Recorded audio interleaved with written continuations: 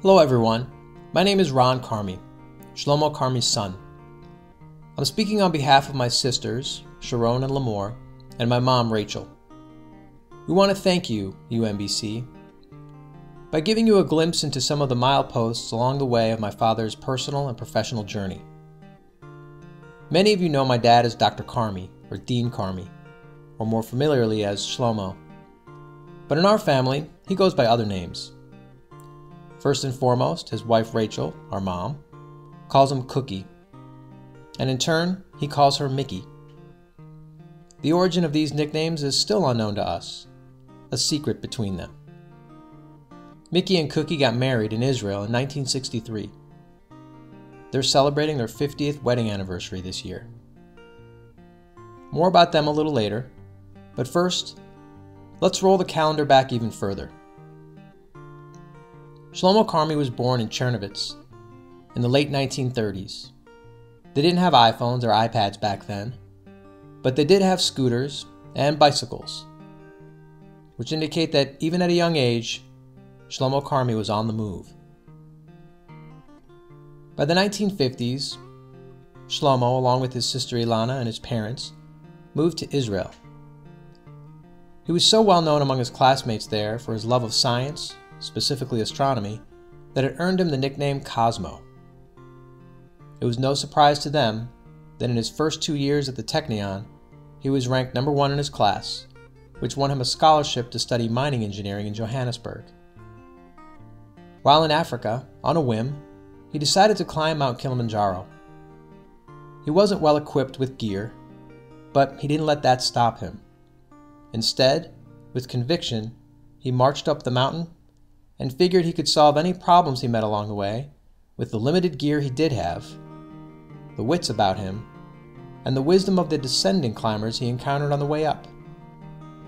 To him, even climbing a mountain was an engineering problem that could be solved by using your smarts, along with maximizing the limited resources you have. After his adventures in Africa, this very smart man did the smartest thing he's ever done in his life: convince his Mickey to marry him. Shortly after they wed, they headed off to bear the cold at the University of Minnesota, where Shlomo would earn his master's and PhD in aeronautical engineering.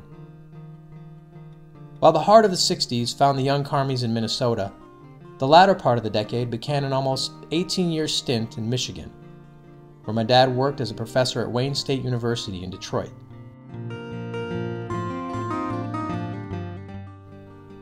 After studying the depths of the earth for his bachelor's degree and aeronautics for his graduate degrees, he finally found and homed in on his baby, mechanical engineering. In 1969, a baby of another sort, his first child, Sharon, would soon enter his world. Mickey and Cookie were now parents. After Sharon, I came along, and finally Lamore. These years were the foundation for building the Carmi family. We lived in Michigan until the mid-1980s, when a call from Senator Carl Levin brought us to Washington, D.C., and thus began the East Coast years, which began on Capitol Hill, where my father served as a congressional fellow and scientific advisor to Senator Levin, then took us to Philadelphia, where my dad chaired the mechanical engineering department at Drexel University for 10 years, and ultimately brought us to UMBC here in Baltimore, where my parents have happily resided since 1996. Life in the world of academia has enabled my father to reach people all over the world. This man on the move has traveled to and settled in many places in his life.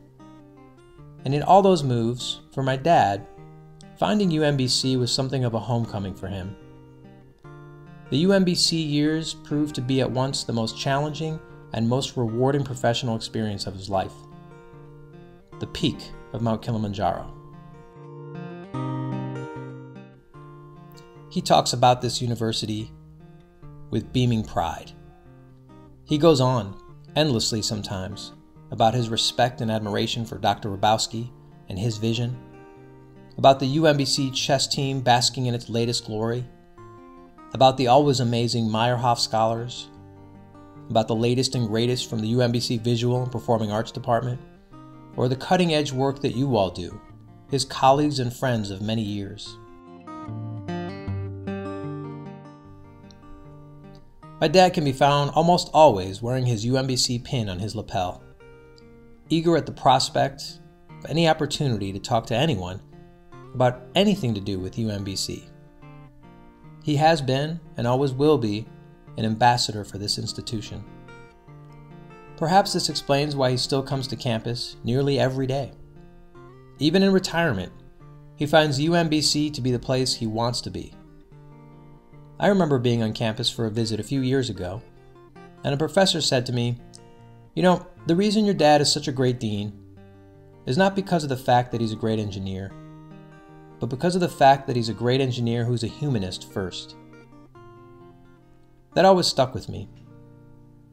So if you see him about campus, and you will, ask him about his travels, or his experiences in Africa, or Israel, or Minnesota, or ask him about the Michigan or Philly years.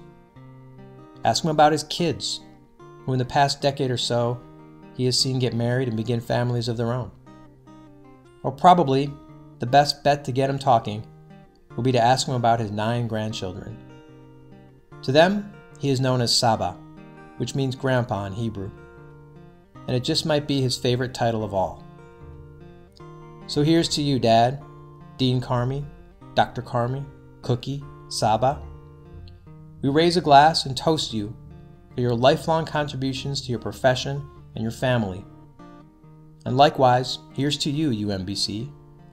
The Carmi family salutes you for being a distinguished and honorable institution that has served as my father's home away from home for the past 16 years. Cheers.